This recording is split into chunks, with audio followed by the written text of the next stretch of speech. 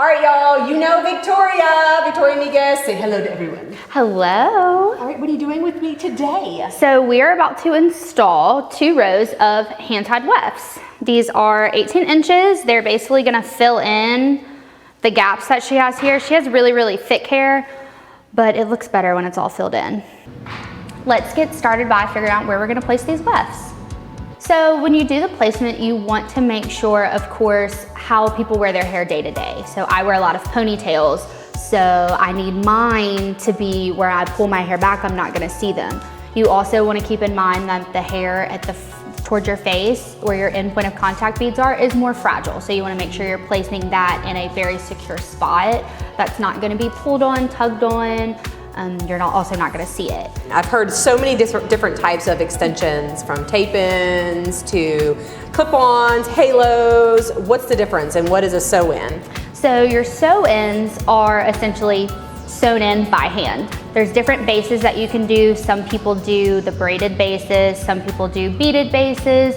There's also different ways to do your beaded base. Some bases, they call it like a waterfall, and they're actually sideways. There's some that go up and down. I prefer to do the kind that are straight up and down. That's naturally how your hair grows. To me, that's better for the hair. Okay, so you're saying things like beaded base, and what does that mean? Like in layman's term, what does that mean when you say a beaded base? So it's actually a bead. You place the bead, you're gonna have a looper, put the bead onto the hair, and you're actually going to secure it. Oh. And then you sew onto that? Yes. How interesting. So you have sewn like hair into my hair. Mm-hmm. Why do you do sew-ins and not those other types? I like to do them better. It's very therapeutic. I like the way they look in the hair. I like how forgiving they are. You know, you can pull someone's hair right up and look at that weft and not even tell that they have extensions in. And that's most people. Okay, so a weft is hair sewn on a string. Mm-hmm. Whose hair is this? Most of them are donated hair. So depending on where it's sourced, they're all ethically sourced. Some come from Russia, come from Indonesia, multiple different places. But the most important part is that it is ethically sourced. So people choose to donate their hair.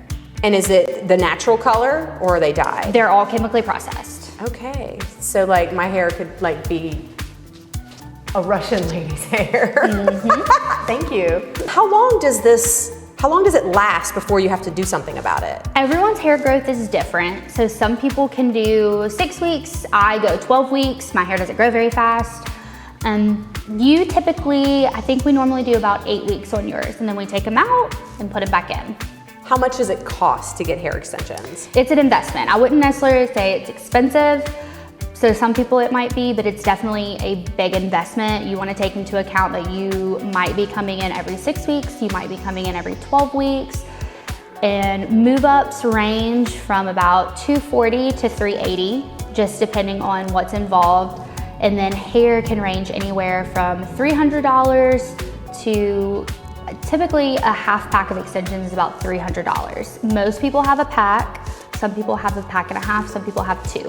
Why do women need to have hair extensions? Because everybody has better hair with hair extensions. For one, some people have had, a traumatic experience. Some people have had their hair fried off.